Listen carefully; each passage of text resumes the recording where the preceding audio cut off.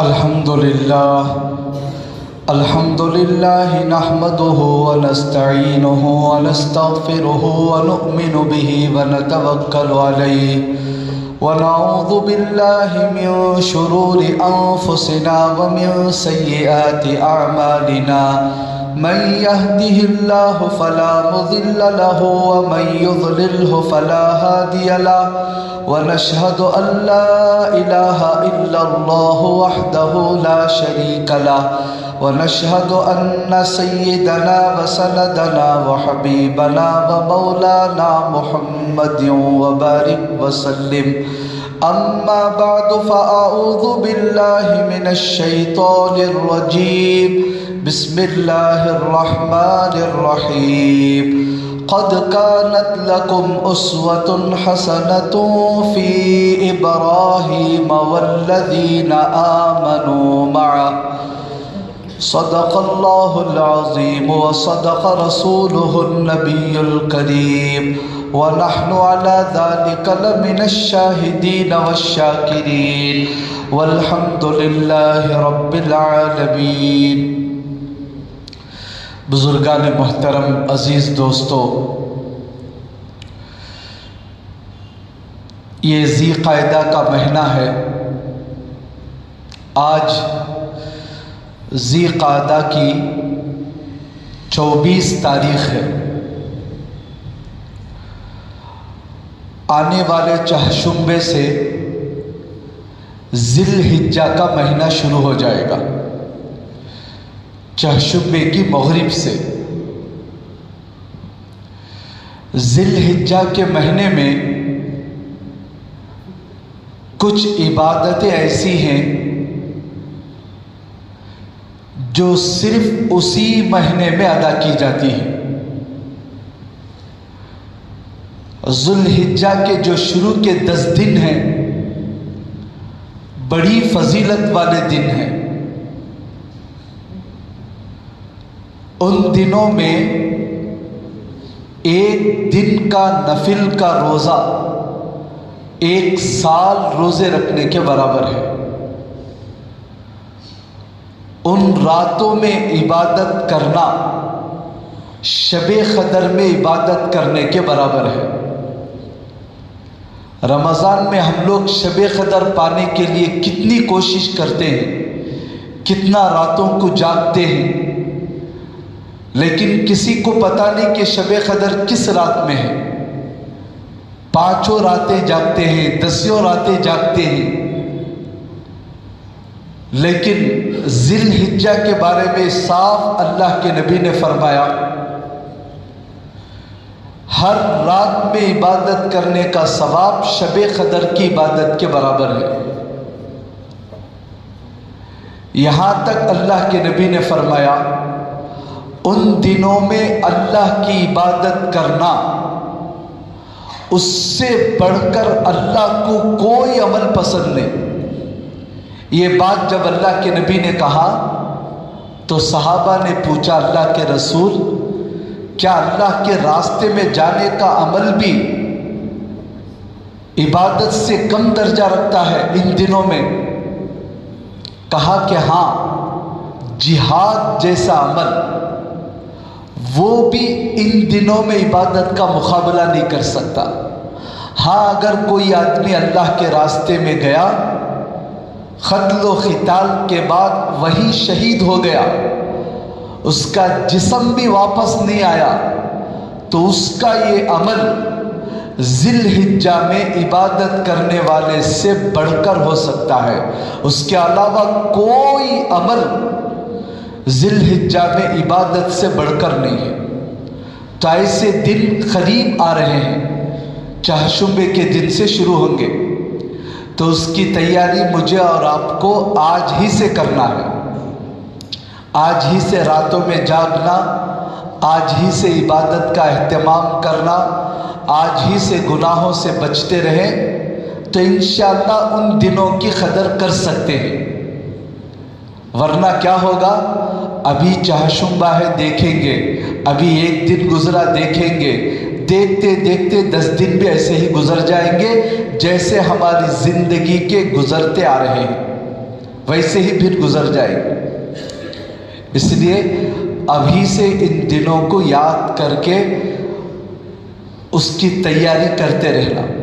और दूसरा अमल है, ज़िलहिज्जा का जब चाँद नज़र आ जाए तो जो मर्द और जो औरतें कुर्बानी करने वाले हैं उनके लिए मुस्तहब ये है, जब तक वो अपनी कुर्बानी ना कर दें, ज़िलहिज्जा का चाँद देखने के बाद अपने नाखून, अपने बाल वगैरह ना कटाएं।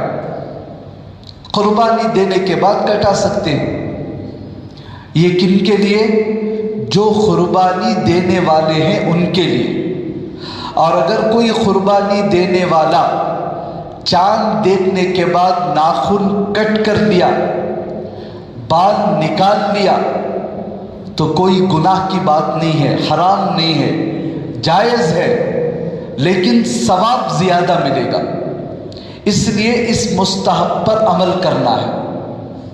अगर दूसरे लोग अमल कर रहे उनके लिए तो हुक्म नहीं है, अमल कर रहे तो कोई हरज की बात नहीं।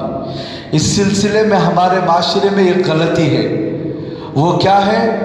तकरीबन 15-20 दिन से नाखून नहीं निकालते, बाल नहीं निकालते, ऐसे ही रहते हैं। ज़िलहिज्जा में जैसे ही कुर्बानी हुई जाकर फौरन गुन करके आ जाते हैं। क्या हुआ भाई? बालों की कुर्बानी। बालों की कुर्बानी देने का एक रिवाज चल गया है।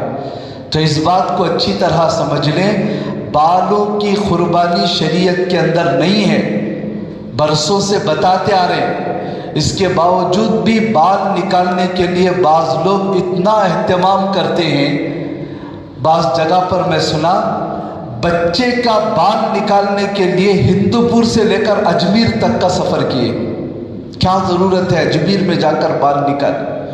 बाज़ लोग के बारे में सुना, कलियर गए हैं, यहाँ से यूपी, कलियर जाकर बाल निकाले, अजमेर जाकर बाल निकाले, पेनगोंडा जाकर बाल निकाले, पीर बख्तर झाड़ के पास जाकर बाल निकाले, और 10-15 दिन से बाकी रखकर ऐन ईद के दिन जाकर बाल निकालना, ये सब हमारी जहालत के काम है। हमने इसको इबादत समझ लिया। इबादत वही है जो अल्लाह ने हुक्म दिया, इबादत वही है जो नबी ने हमें बताया, इबादत वही है जो शरीयत ने हमें बताया। हम लोग अपनी तरफ से किसी चीज़ को घड़ लिए तो इसी को कहते हैं बिदात। ऐसा काम जिसको इबादत समझकर किया जाए और शरीयत में उसका कोई सबूत ना हो, तो ऐसी चीज़ को कहते हैं बिदात। और अल्लाह के नबी ने फरमाया, कुल्लु बिदातिन ज़लाला व कुल्लु ज़लालतिन फिन्नार। हर बिदात गुमराही है और हर गुमराही जहन्नम में ले जाने वाली है। इसलिए ये दो चीज़ों को ज़रा जहन में रखना है। एक तो ज़िलहिज्जा के चाँद देखने का एहतमाम। अब वो चाँद कब नज़र आएगा? पहले तो चाँद का कैलेंडर नहीं था, मालूम नहीं था। 8-10 दिन से इंतज़ार करते रहते थे कि बकरीद कब आएगी, रमज़ान कब आएगा। अब तो माशाअल्लाह इतना चाँद के बारे में तहक़ीक़ हो गई। अभी एक पर्चा मेरे पास आया था, उसके अंदर 80 साल का कैलेंडर लिखा हुआ है। आइंदा आने वाले 80 साल में रमज़ान की ईद कौन से दिन आएगी, बकरीद कब आएगी, पूरी तहक़ीक़ के साथ लिखा हुआ। अल्लाह ने ऐसी आसानियाँ पैदा कर दी।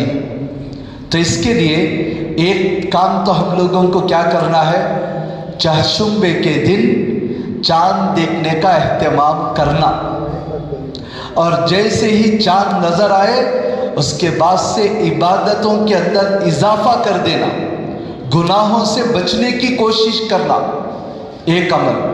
दूसरा अमल, जो लोग कुर्बानी दे रहे हैं वो गुज़िश्ता जुमा में बताया था, चंद बातें बताया था। कुर्बानी के सिलसिले में हमसे क्या लापरवाही हो रही है, क्या गलतियां हो रही हैं। उम्मीद है कि वो बातें याद रहेंगे, तो उसके ऊपर तवज्जो देकर कुर्बानी करने की कोशिश करें। मज़ीद इंशाअल्लाह कुर्बानी के ताल्लुक़ से कुछ बातें और भी आएंगी। तो इस जुमा में और आइंदा जो जुमा में मुझे आपके सामने एक मौजू पर बात करना है, वो है حضرت ابراہیم علیہ السلام کی زندگی سے ہم کو کیا سبق ملتا ہے؟ حضرت ابراہیم علیہ السلام کی زندگی سے ہم کو کیا سبق ملتا ہے؟ ہم کو کیا سیکھنا چاہیے؟ اللہ نے ایسے ہی ان کی زندگی کا تذکرہ قرآن پاک میں نہیں کیا۔ اللہ نے اپنے بندوں کی ہدایت کے لیے لاکھ سے زائد پیغمبروں کو دنیا کے اندر بھیجا، لیکن قرآن پاک میں صرف 25 پیغمبروں کا ذکر ہے۔ ان میں سے بھی 3 پیغمبروں کا تذکرہ بہت زیادہ ہے۔ ایک نوح علیہ السلام، دوسرے ابراہیم علیہ السلام، اور تیسرے میرے اور آپ کے آقا حضرت محمد الرسول اللہ صلی اللہ علیہ وسلم۔ ان تینوں کا تذکرہ بہت کثرت سے ملتا ہے۔ حضرت نوح علیہ السلام کے وقت میں دنیا ختم ہو گئی تھی، بس جو لوگ ایمان لائے، جو لوگ ان کی کشتی میں چڑھ گئے تھے، بس انہی سے دنیا آباد ہوئی، انہی سے نبیوں کا سلسلہ چلا۔ اس لیے ان کو ابو البشر ثانی کہتے ہیں۔ ساری انسانیت کے دوسرے باپ، پہلے باپ تو حضرت آدم علیہ السلام، آدم علیہ السلام کے بعد حضرت نوح علیہ السلام کے زمانے میں جو طوفان آیا، اس کے بعد 80 یا 82 کے بعد ساری انسانیت ڈوب کر ہلاک ہو گئی۔ اب پاٹ ساری دنیا ان سے چلی، اس لیے ان کو دوسرے باپ کہتے ہیں۔ ان سے بھی بہت سے نبیوں کا سلسلہ چلا۔ اور دوسرے حضرت ابراہیم علیہ السلام۔ حضرت ابراہیم علیہ السلام کے بعد دنیا میں جتنے پیغمبر آئے، سب کے سب حضرت ابراہیم کی اولاد ہیں۔ یہودی بھی، نصرانی بھی۔ یہ عجیب بات ہے، یہودی نصرانیوں کو نہیں مانتے، نصرانی یہودیوں کو نہیں مانتے، دونوں آپس میں ایک دوسرے کو غلط کہتے ہیں۔ یہ نصرانی غلط ہے، نصرانی یہودیوں کو غلط کہتے ہیں، اور یہ دونوں مل کر مشرکوں کو غلط کہتے ہیں۔ لیکن یہ تینوں، مشرک بھی، نصرانی بھی، یہودی بھی، تینوں حضرت ابراہیم کو مانتے ہیں۔ مکے کے اندر بتوں کی پوجا کرنے والے وہ سب کہتے تھے کہ ہمارے بڑے حضرت ابراہیم ہیں، ان کے طریقے پر ہم کام کر رہے ہیں۔ یہودی بھی کہتے تھے ہمارے بڑے ابراہیم علیہ السلام ہیں، ہم ان کے نقش قدم پر چل رہے ہیں۔ ساری بنی اسرائیل چلی حضرت ابراہیم علیہ السلام کے نسل سے۔ حضرت ابراہیم کے ایک بیٹے اسحاق علیہ السلام کے ایک بیٹے یعقوب علیہ السلام کے 12 بیٹے، تو انہی سے پوری بنی اسرائیل کا سلسلہ چلا۔ تقریباً 18,000 پیغمبر آئے ان کے اولاد میں۔ سب کے باپ ہیں، ابو الانبیاء کہتے ہیں، انبیاء کے باپ۔ یہاں تک کہ میرے اور آپ کے آقا بھی حضرت ابراہیم علیہ السلام کی اولاد میں ہیں۔ تو میں یہ بتا رہا تھا، اللہ نے قرآن پاک میں 25 نبیوں کا ذکر کیا ہے، اور ان 25 میں بھی 3 پیغمبروں کا تذکرہ بہت کثرت سے کیا ہے۔ ان میں ایک ہے حضرت ابراہیم علیہ السلام۔ مفسرین فرماتے ہیں تقریباً 69 مقامات پر، 60 پر 9 جگہ پر، 69 مقامات پر قرآن مجید میں حضرت ابراہیم کا تذکرہ ہے۔ مستقل ایک سورت ہے، سورت کا نام ہی سورہ ابراہیم۔ بڑی تفصیل سے اللہ نے ان کے واقعات کو بیان کیا، اور بیان کر کے قرآن پاک میں ایک مقام پر فرمایا قد کانت لکم اسوۃ حسنۃ فی ابراہیم والذین آمنوا معہ، تمہارے لیے یعنی امت محمدیہ کے لیے ابراہیم علیہ السلام اور ان کے ساتھیوں کی زندگی میں بہترین نمونہ ہے۔ اسوۃ حسنہ بہترین نمونہ ہے، بہترین آئیڈیل ہے، چلنے کے لیے، سمجھنے کے لیے، عمل کرنے کے لیے، یہ گائیڈنگ حاصل کرنے کے لیے ابراہیم اور ان کے ساتھیوں کی زندگی تمہارے لیے ایک بہترین نمونہ ہے۔ تو مجھے اور آپ کو بار بار حضرت ابراہیم کی زندگی کے بارے میں سوچنا چاہیے کہ ان کی زندگی میں ہم لوگوں کو کیا گائیڈنگ ملتی ہے، کیا راستے ملتے ہیں، किस चीज की रहबरी हमें मिलती है। तो वही बयान इस जुमा में भी और आइंदा जुमा में भी करना है। तो हजरत इब्राहीम अलैहिस्सलाम की जिंदगी से सबसे पहला सबक जो मुझे और आपको मिलता है वो ये है कि इस दुनिया के अंदर अल्लाह जो चाहता है वही होता है, मखलूक के चाहने से कुछ नहीं होता। अल्लाह जो चाहता है वही होता है, मखलूक के चाहने से कुछ नहीं होता।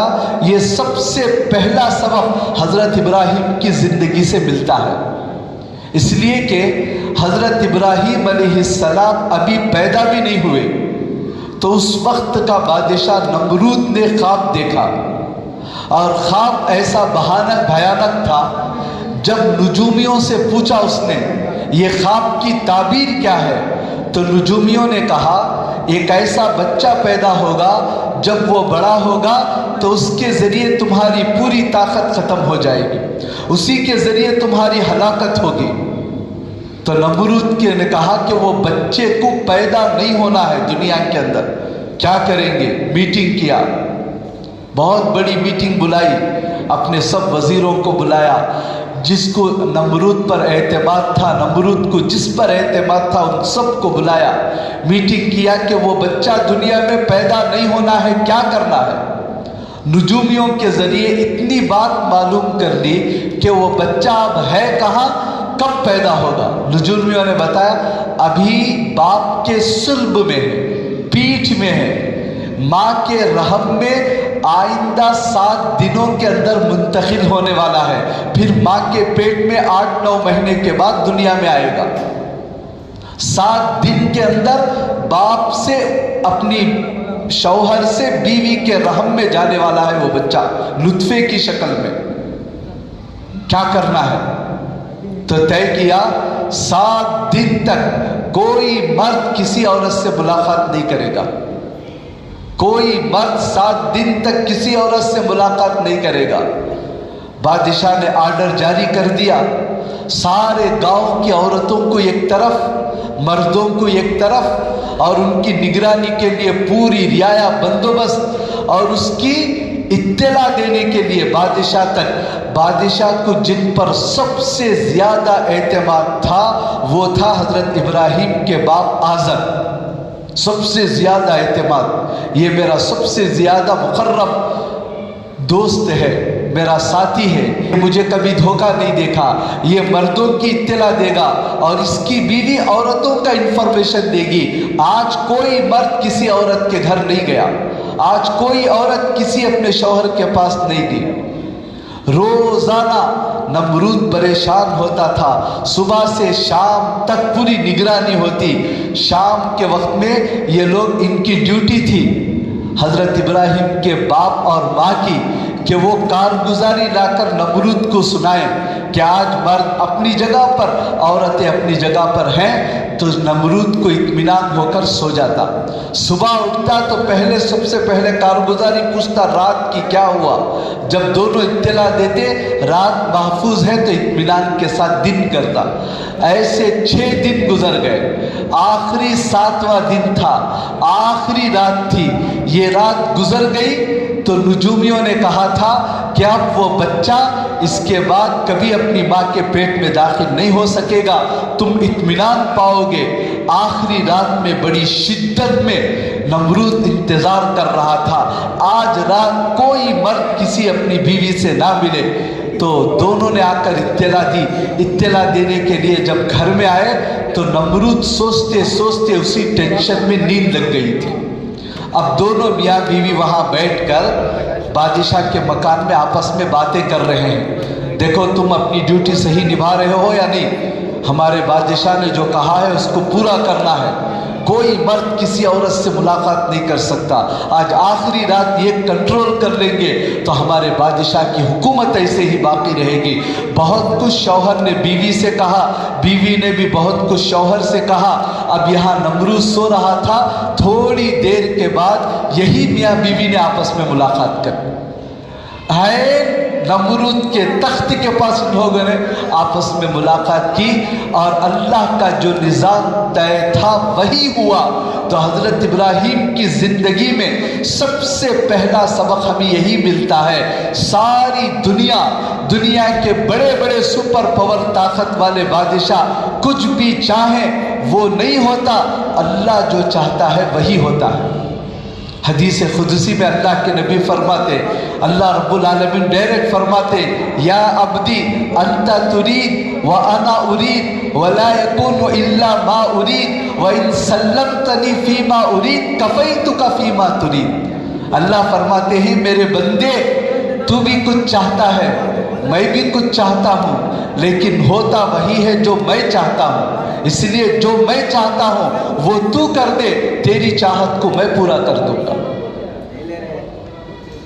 तो हज़रत इब्राहीम अलैहिस्सलाम की ज़िंदगी से सबसे पहला सबक हमें जो मिलता है वो ये है कि हम अल्लाह के ऊपर कामिल यकीन रखें, अल्लाह के ऊपर कामिल भरोसा रखें, उसकी कुदरत से कभी मायूस ना हो।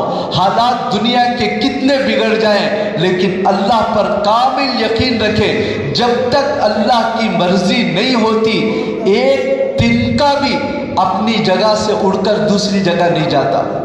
एक हवा आती है, कितने पत्ते हरकत करते हैं, कितने दरख्त हरकत करते हैं, कितनी चीज़ें एक जगह से वहाँ पर उठ जाती हैं, लेकिन हमारा यकीन है, ईमान है, दुनिया के अंदर जितने दरख्त हैं एक पत्ता भी हरकत करने के लिए अल्लाह के हुक्म का मोहताज है।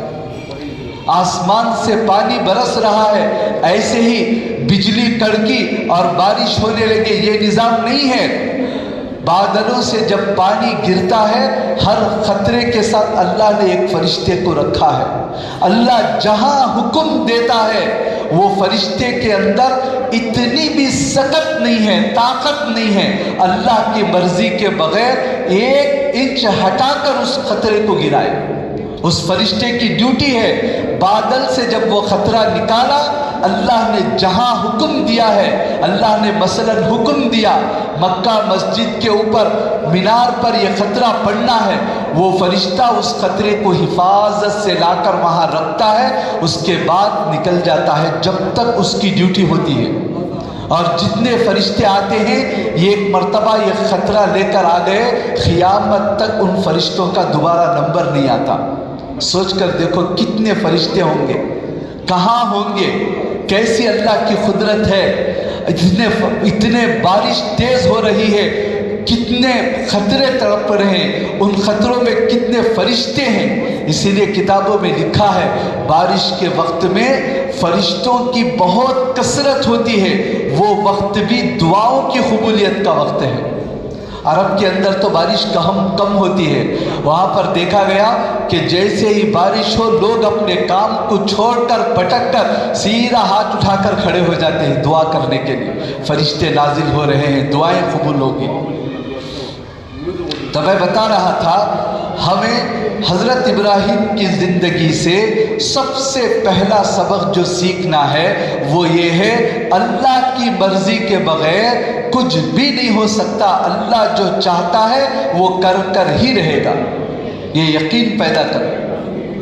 और दूसरा सबक हज़रत इब्राहीम अलैहिस्सलाम की ज़िंदगी से जो हमें मिलता है वो ये है कि कभी भी माहौल के ताबे होकर अपनी ज़िंदगी को ना गुजारें। जैसा माहौल है, घर का जैसा माहौल है वैसा हम चलेंगे, ख़ानदान का जो रिवाज है वैसा हम चलेंगे, मुल्क का जैसा रिवाज है वैसा हम चलेंगे, बिल्कुल नहीं।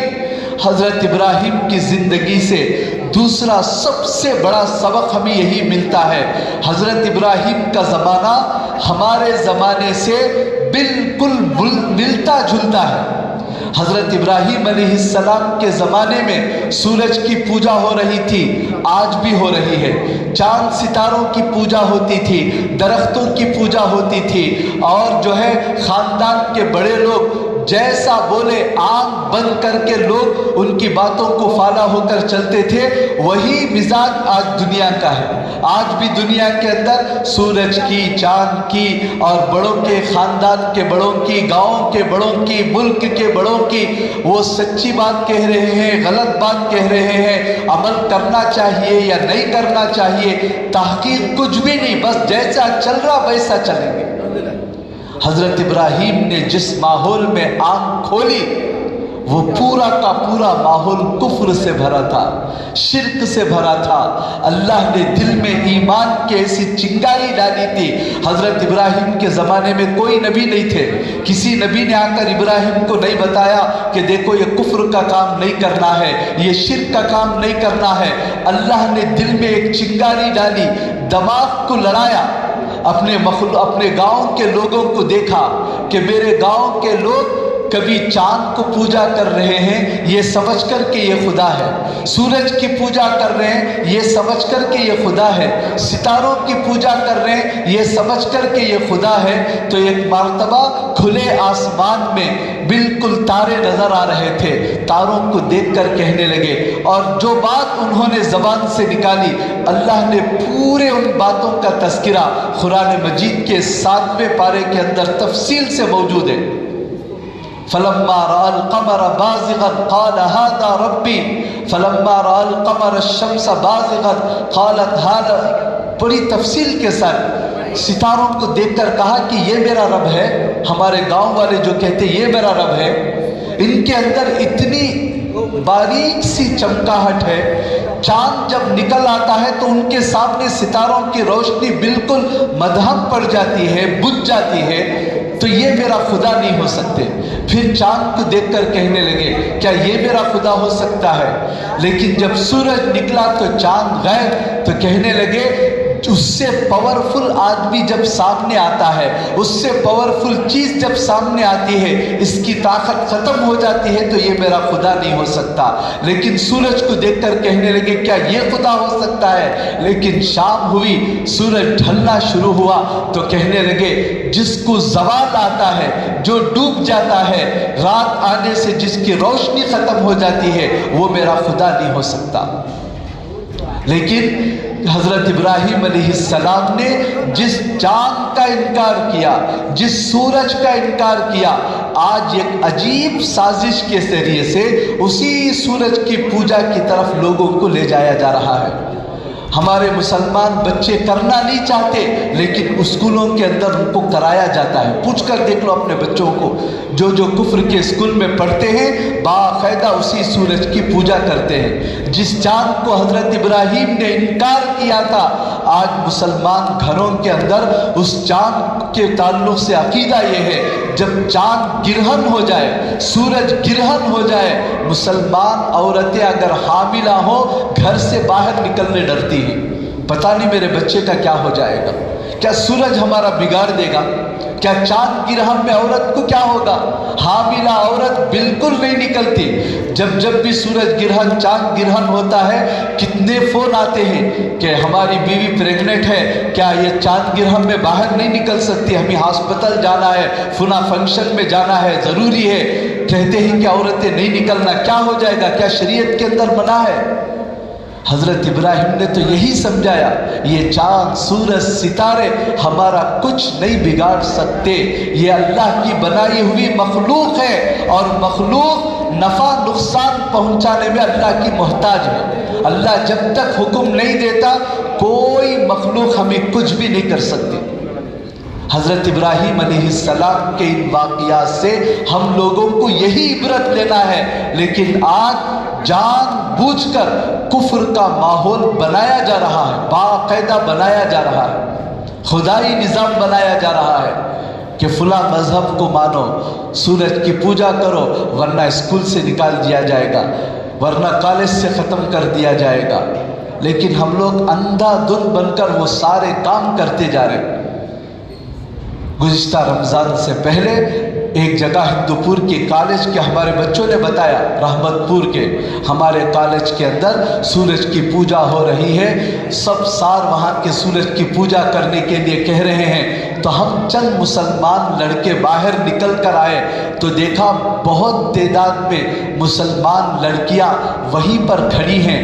تو ان بچوں نے جا کر ان کو سمجھایا ہم مسلمان ہیں، یہ کام نہیں کر سکتے۔ تو ان مسلمان لڑکیوں نے صاف انکار کر دیا کہ یہ کوئی مذہب کی بات نہیں ہے، یہ تو بس ایکسرسائز ہے، تم کو نہیں کرنا ہے تو نہیں کرو، ہم تو ضرور کریں گے۔ کر کے ان مسلمان بچوں نے سورج کی پوجا بھی کی، یوگا بھی کیا۔ ان کے دل میں احساس تک نہیں ہے کہ میں کفر اور شرک کا کام کر رہی ہوں۔ میں پوچھتا ہوں کہ یہ غلطی کس کی ہے؟ کیا ان بچوں کی ہے؟ ان بچوں کی ہرگز نہیں ہے۔ غلطی کس کی ہے؟ ان کے ماں باپ کی۔ اسی لیے اللہ کے نبی نے فرمایا کل مولود یولد علی الفطرہ، ہر بچہ بچی جس کے گھر میں بھی پیدا ہوتی ہو اللہ اسے اسلام کی حالت میں پیدا کرتے ہیں، لیکن اس کے ماں باپ اسے نصرانی یا مجوسی یا دین سے دور رکھ کر اسے مشرک اور کافرہ بنا دیتے ہیں۔ ورنہ ہر پیدا ہونے والا بچہ اور بچی اسلام کی فطرت پر پیدا ہوتا ہے۔ اسی لیے ہم لوگوں کو یہ فکر کرنا چاہیے، حضرت ابراہیم علیہ السلام کے سامنے پوری دنیا ان کی نگاہوں کے سامنے کفر نظر آ رہا تھا، شرک نظر آ رہا تھا، خاندان والے اس میں مبتلا تھے، خود ان کے گھر میں باپ بت بنانے والا، لیکن اس سے متاثر نہیں ہوئے، بلکہ کیا کیا؟ صاف ان چیزوں کا انکار کیا۔ باپ ناراض ہو گیا، خاندان والے ناراض ہو گئے، محلے والے ناراض ہو گئے، گاؤں والے ناراض ہو گئے، لیکن حضرت ابراہیم بالکل ماننے کے لیے تیار ہی نہیں ہوئے۔ وقت کے بادشاہ کو پتہ چلا، نمرود نے بلایا حضرت ابراہیم کو، پوچھا کہ ابراہیم کیا تو مجھے خدا نہیں مانتا؟ کہا کہ نہیں، ہرگز نہیں مانتا۔ تو کسے خدا مانتا ہے؟ حضرت ابراہیم نے کہا میں تو خدا اس کو مانتا ہوں جو موت اور حیات کا مالک ہے، جو پیدا کرتا ہے، موت دیتا ہے، زندہ رکھتا ہے، موت دیتا ہے، اس کو میں اللہ مانتا ہوں۔ تو نمرود نے کہا ارے وہی کام تو میں بھی کرتا ہوں۔ کیسے کرتے ہو؟ ایک آزاد جانے والے آدمی کو لا کر سولی پر چڑھا کر مار دیا۔ ایک سولی کا حکم جس کو تھا، مرنے والا تھا، اس کے بارے میں حکم دیا کہ اس کو آزاد چھوڑ دو۔ دیکھا، مرنے والے کو بچا لیا، جینے والے کو میں نے مار دیا تو میں بھی خدا ہو گیا۔ تو حضرت ابراہیم نے کہا کہ یہ مینٹل آدمی موت اور حیات کو نہیں سمجھا۔ فوراً حضرت ابراہیم نے کہا میرا خدا وہ ہے جو سورج کو مشرق سے نکال کر مغرب میں ڈبوتا ہے، اگر تو خدا ہے مغرب سے نکال کے مشرق میں ڈبو دے۔ فَبُهِتَ الَّذِي كَفَرَ، جب یہ بات سنا تو اس کا منہ بند ہو گیا، کچھ بھی زبان نہیں کھلی۔ تو نمرود نے کہا کہ آج سے ابراہیم کو غلہ نہیں دوں گا، تیرے لیے راشن بند، آج سے راشن نہیں ملے گا۔ حضرت ابراہیم نکل کر آ گئے اور آ کر جو خالی بوریے تھے اس میں مٹی بھر کر گھر میں لا کر جا کر رکھ کر سو گئے۔ حضرت سارہ آ کر جگائی، چلو کھانا تیار ہو گیا۔ حضرت ابراہیم نے پوچھا گھر میں تو راشن نہیں تھا۔ حضرت سارہ نے کہا تم ہی تو راشن لے کر آئے۔ کہا وہاں موٹے کے اندر تم ہی نے تو رکھا ہے۔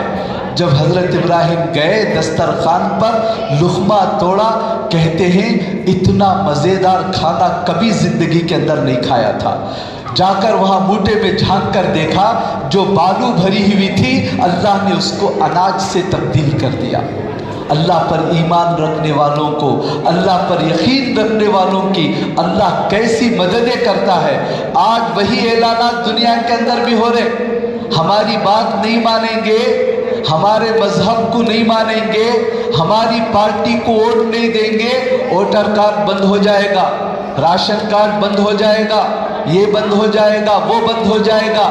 جیسے نمرود ڈرا رہا تھا ایسے دعوے آج کے بادشاہ بھی ڈراتے ہیں۔ تو ہم لوگوں کو دوسرا سبق یہی سیکھنا ہے، دنیا کا بادشاہ جتنا بھی ڈرائے ہمارا اصل رازق تو اللہ ہے، ہمیں کھلانے پلانے والا وہ اللہ ہے۔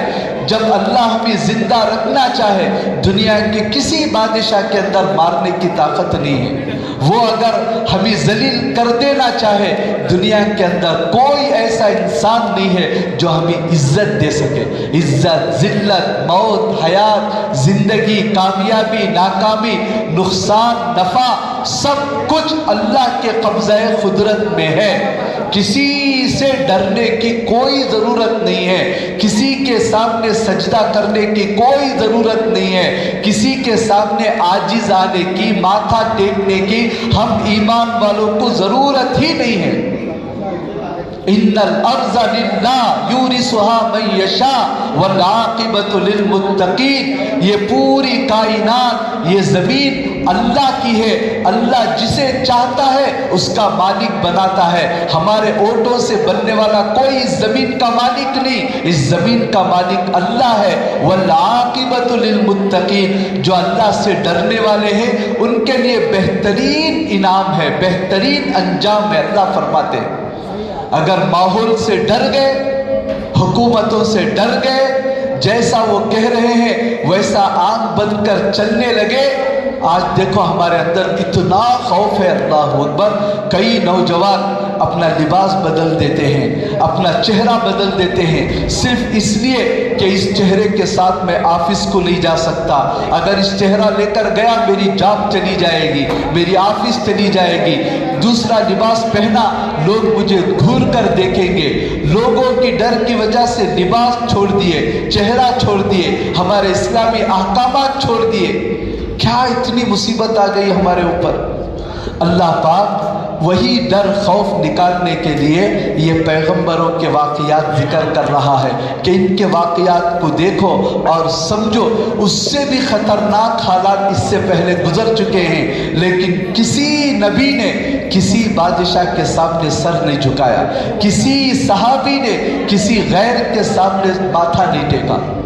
حضرت عمر کے زمانے میں حضرت عبداللہ بن حذافہ رضی اللہ عنہ ایک صحابی ہیں، نوجوان صحابی اور بہت خوبصورت صحابی. ان کے بارے میں لکھا ہے یہ ایک لشکر لے کر گئے تھے تو نصرانیوں کے بادشاہ نے گرفتار کر لیا پوری مسلمانوں کی فوج کو، اور حکم دیا کہ ان کو ایک ایک کر کے قتل کر ڈالو. تو بادشاہ کے وزیر نے کہا کہ بادشاہ میری ایک رائے ہے، ان کا جو کمانڈر ہے عبداللہ بن حذیفہ، اتنا خوبصورت آدمی، اتنا جرأت مند آدمی، اگر اس کو ہماری مذہب کی طرف پھیر دیا جائے کتنا اچھا ہوگا، آپ اس کو کچھ لالچ دیں. تو وزیر نے مہلت مانگی، مجھے مہلت دو، میں اس کو کسی طرح لالچ دے کر تیار کرتا ہوں. بہت بری لالچ دی. کتابوں میں لکھا ہے اس نے اپنی بیٹی سے کہا دیکھ وہاں عبداللہ بن حذافہ تنہا ایک کمرے کے اندر ہے، کسی طرح جا کر اس کو شراب پلا دے، اس کے ساتھ گندا کام کر لے، تیری محبت اس کے دل کے اندر بٹھا دے. اگر وہ ہماری طرف پھر گیا تو بہت بڑی طاقت آ جائے گی. تو وہ عورت نوجوان بیٹی بادشاہ کی 3 دن تک حضرت عبداللہ بن حذافہ کو گمراہ کرتی رہی. کتابوں میں لکھا ہے 3 دن تک کھانا نہیں مل رہا تھا، بھوک لگ رہی تھی، پیاس لگ رہی تھی، پانی کے بجائے شراب کے بوتل تھے، خنزیر کا گوشت تھا. ایک طرف بن سون کر عورت تھی، 3 دن تک بھوکے رہے، آنکھ اٹھا کر بھی اس کی طرف نہیں دیکھے. 3 دن کے بعد وہ لڑکی خود آئی، ایھا الملک الی این ارسلتنی الی حجر او حدید لا یاکل ولا ینظر. بادشاہ آپ نے کس کے پاس مجھے بھیجا؟ کسی پتھر کے پاس یا درخت کے پاس کہ نہ تو دیکھتا ہے نہ تو بات کرتا ہے. بادشاہ نے کہا ان کو ڈرا کر لالچ دلاؤ. بادشاہ نے بلایا کہ دیکھ ایمان چھوڑ دے، اگر تو ایمان چھوڑ کر نصرانی بن گیا میری جتنی حکومت ہے اس میں سے آدھی حکومت تیری، آدھی حکومت میری. حضرت عبداللہ بن حذیفہ جب نہیں مانے تو اس کے بعد موت کی دھمکی دی. کہا کہ یہ کڑھائی کے اندر کھولتا ہوا پانی رکھ کر، تیل رکھ کر، پکا کر ان کے ساتھیوں کو ایک ایک کر کے ڈال دو. چنانچہ سب کو کھڑا کر کے तेल उसके अंदर औंटा कर एक मुसलमान को उसके अंदर डाल दिया। देखते देखते आंखों के सामने जलकर कबाब की तरह भुनकर तबाह हो गए। दूसरे को डाल दिया और डालने के वक्त में इनसे पूछते, तुम लोग फिरोगे या मरने के लिए तैयार? सबकी जबानों पर एक ही जुमला था, मर जाएंगे दीन नहीं छोड़ेंगे, मर जाएंगे नबी का दामन नहीं छोड़ेंगे। तो कहा कि सबसे पहले इनके कमांडर को डालो। तो तीसरे नंबर पर हजरत अब्दुल्ला बिन हुज़ाफा की बारी आई। जब उनको पकड़कर ले जा रहे थे उनके आंखों में आंसू आ गए। तो लोग समझ गए कि ये डर गए हैं, रो रहे हैं। बादशाह के पास लेकर गए, बादशाह भी खुश हो गया, ये हमारा प्लान सक्सेस हो गया। बिठाकर कहा रोने की जरूरत नहीं, तुम आंसू पोंछ लो, आज से बादशाहत तुम्हारी, मेरी पूरी सल्तनत की आधी बादशाहत तुम्हारी, तुम हुकूमत करोगे। तो उन्होंने कहा, ऐ बादशाह मैं मौत के डर से नहीं रो रहा हूँ, बल्कि इसलिए रो रहा हूँ अल्लाह ने एक जान दी थी, आज वो उसके दीन पर कुर्बान होने वाली है। काश ऐसी जाने अल्लाह मुझे इतनी तादाद में दे देता जितनी तादाद में मेरे सर से लेकर पैर तक बाल हैं, तो एक एक करके दीन के लिए फिदा कर देता। तो बादशाह बड़ा मुतासिर हुआ, कैसे पुख्ते लोग हैं अपने दीन के अंदर। तो उसने कहा कि आखिरी ऑफर दिया कि देख सिर्फ ये काम कर, अपने होठों से मेरी पेशानी को एक बोसा दे दे, एक प्यार कर दे, तुझे भी तेरे सब साथियों को जिंदा छोड़ दूंगा। हजरत अब्दुल्ला बिन हुज़ाफा के दिल में बात आई, मुझे क्या जरूरत है इसके पास छुपने की जब मैं मरने के लिए तैयार हूं। लेकिन अपनी साथियों के बारे में सोचकर दिल नहीं चाह रहा था, फिर भी साथियों के लिए बोसा दिया। और वो नसरानी बादशाह भी वादे का पक्का था, छोड़ दिया। ये हजरत उमर के पास आकर सारी कारगुजारी सुनाई। हजरत उमर खड़े हो गए और इनकी पेशानी को बोसा दिया और सब सहाबा से कहा लाइन लगाकर एक करके इनके पेशानी को बोसा दो। इन्होंने ऐसा कारनामा अंजाम दिया है। तो बताना ये चाह रहा हूँ कैसे जज्बे थे पैगंबरों के अंदर, कैसे जज्बे थे सहाबा के अंदर कि जान चली जाए, माल चला जाए, आंखों के सामने सब उजड़ जाए, सब कुछ छोड़ने के लिए तैयार, लेकिन ईमान छोड़ने के लिए तैयार नहीं थे। लेकिन आज हमारे कई नौजवान जिस लड़की से मोहब्बत कर रहा है उसका मजहब दूसरा है, तो वो आसानी से इस्लाम छोड़कर दूसरे मजहब में दाखिल हो रहा है। कितनी हमारी लड़कियां, हजारों की तादाद में, जिन लड़कियां अपनी माँ से निकलने के बाद सबसे पहले उनके कानों में अजान की आवाज दी गई, दूसरे कान में अल्लाह की बड़ाई बयान की गई, उनका नाम फातिमा, किसी का नाम आयशा, उम्महातुल मोमिनीन के नाम मुसलमान घरों में पड़ी बली और बड़ी हुई 18-20 साल उम्र की क्या हुई, बस अपने माश इश्क के चक्कर में आकर दूसरे मजहब को इख्तियार कर लिया, इस्लाम का लुबादा अपने सर से निकाल दिया। ईमान की कोई हकीकत इन नौजवान लड़कों और लड़कियों के अंदर है ही नहीं। ईमान क्या चीज है? गलती किसकी? गलती हम माँ बाप की कि हमने अपने बच्चों को सब कुछ दिया लेकिन ईमान की हकीकत नहीं समझाई कि ईमान कितनी बड़ी दौलत है। जब ये दौलत जा रही है तो क्या ज़रूरत है ऐसी तालीम की, क्या ज़रूरत है ऐसी टेक्नोलॉजी की जिस टेक्नोलॉजी के पीछे पढ़कर हमारे बच्चे ईमान से महरूम हो जाए। मुफ्ती शफी साहब रहमतुल्लाह अलैह ने बहुत साल पहले एक मिसाल बताई थी। आज कई मुसलमानों के ज़बानों से ये मिसाल सुनने को मिलती है, ये जुमला सुनने को मिलता है। क्या जुमला? हमारा बच्चा बहुत अच्छा माशाल्लाह बहुत कमा रहा है, फारिन के अंदर है, फुला मुल्क के अंदर है, लाखों की सैलरी है, बेहतरीन घर है, सब कुछ है, बस ज़रा दीन नहीं है, बस बाकी सब कुछ है। दीनदार नहीं है, दुआ करो दीनदार हो जाए, बाकी सब कुछ है। मुफ्ती शफी साहब रहमतुल्लाह अलैह ने मिसाल दी। क्या मिसाल? घर के अंदर बैठे थे, एक नौजवान बच्चा अचानक बातें करता हुआ धड़ाम से नीचे गिर गया, बेहोश होकर गिर गया। हाथ हला रही, कुछ भी नहीं। फौरन डॉक्टर को फ़ोन किया कि मेरा बच्चा पता नहीं बेहोश होकर गिर गया, जल्दी आओ। इमरजेंसी डॉक्टर आया। अब डॉक्टर सर से लेकर पैर तक चक्कर रहा है, आँख में चक्कर रहा है, टार्च लेकर मुंह में डाल रहा है, आँख में डाल रहा है, कान में, सब चक्कर के कहने लगा कि भाई तुम्हारा बच्चे का तो जिस्म का पूरा पार्ट सही है, बिल्कुल 100% सही है, बस जान निकल गई है, बस कुछ भी नहीं। अब बताओ क्या करेंगे ऐसे जिस्म के पार्ट्स को जिसके अंदर से जान निकल गई? क्या करेंगे इन हाथों को जब जान नहीं है? क्या करेंगे इन आंखों को जब जान नहीं है? क्या करेंगे इस जिस्म को जब जान नहीं है? घरों के अंदर चीखना चिल्लाना हो गया, अरे क्या हुआ, पूरा जिस्म तो मौजूद है, क्यों रो रहे हो? तुम्हारा शौहर तो है आंखों के सामने, क्यों धाड़े मार रहे हो? सिर्फ जान तो गई है, बाकी पूरा जिस्म है, रख लो घर के अंदर। रखेगी बीवी? बीवी से कहो सिर्फ जान गई है ना, 1-2 रात तक बंद कमरे में जाकर अपने शौहर के साथ सो जाओ, तैयार हो जाएगी बीवी, बच्चे रखने के लिए तैयार हो जाएंगे। एक 8 दिन तुम अपने बाप की लाश को रख लो, सड़ती है तो सड़ने दो, तुम्हारा बाप है, सिर्फ जान गई है, जिस्म बाकी है ना, रख लो, तैयार होंगे बच्चे। ना बच्चे तैयार, ना बीवी तैयार, ना खानदान तैयार। तो बिल्कुल ऐसे ही आज जो कहते हैं ना हमारा बच्चा बहुत कुछ कमा लिया, बहुत कुछ अच्छा है, हमारी बच्ची बहुत अच्छी है, बस दीन नहीं है, तो ऐसी तरक्की को लेकर क्या करोगे? इसके अंदर दीन नहीं है। ऐसे बंगलों को, ऐसे ड्यूटियों को, ऐसी नौकरियों को और ऐसे लाखों करोड़ों की लग्जरी को लेकर क्या मिलेगा जब दीन ही नहीं है? मरने के बाद क्या होगा इन बच्चों का? खबर में क्या होगा? हशर में क्या होगा? कितने दिन इन बंगलों के अंदर रहेंगे आपके बच्चे? चंद दिन की दुनिया के लिए हम अपने बच्चों को ईमान से दूर कर देना, अखलाक से दूर कर देना, दीन से दूर कर देना, कितनी बड़ी बेवकूफ़ी हम माँ बाप की है।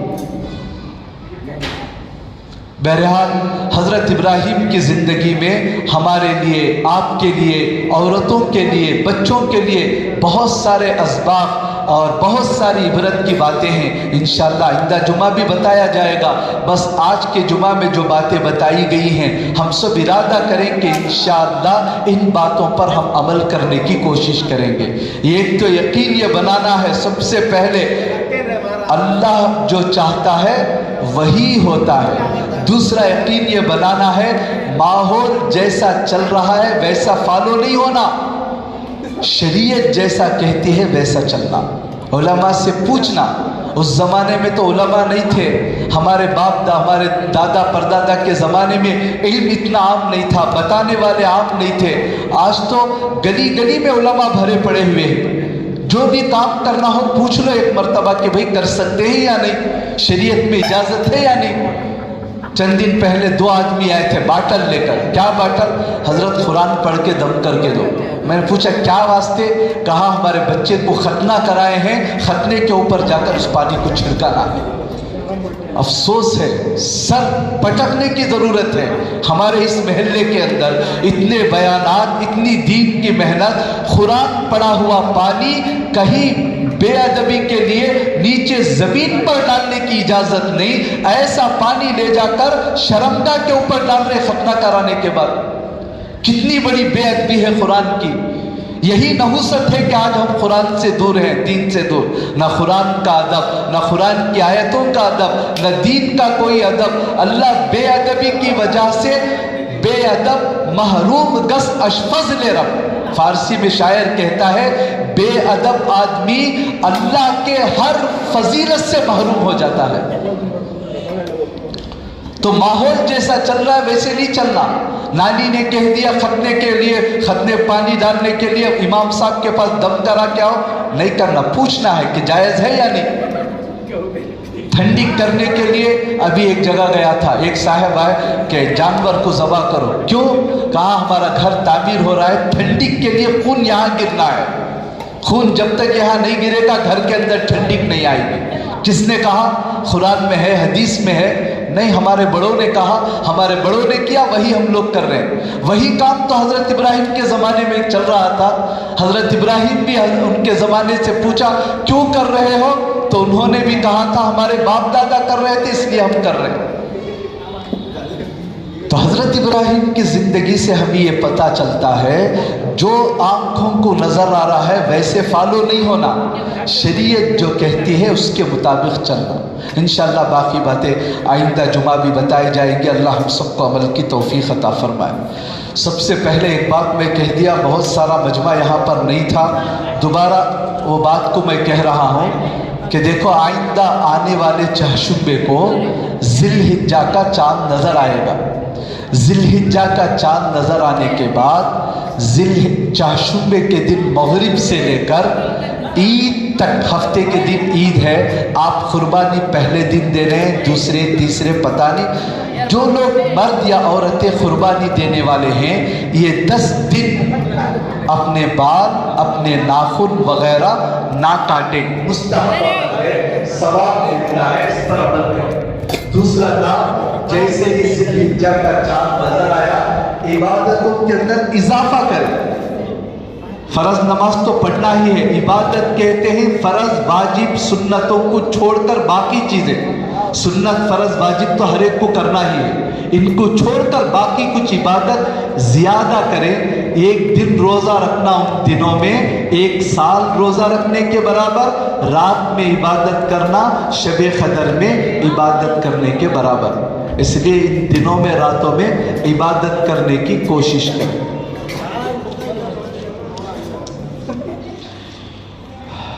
ایک اعلان تو یہ ہے جامعہ مسجد کی طرف سے، ہر بار آتا بھی رہتا ہے، گزشتہ جمعہ بھی میں بتایا تھا کہ جامعہ مسجد کی طرف سے اور پورے علماء کی طرف سے آپ لوگوں سے گزارش ہے، جو لوگ قربانی کے لیے جانور لائے ہیں ان کو بازاروں میں، گلیوں میں نمائش کے لیے گھماتے ہوئے نہ پھریں۔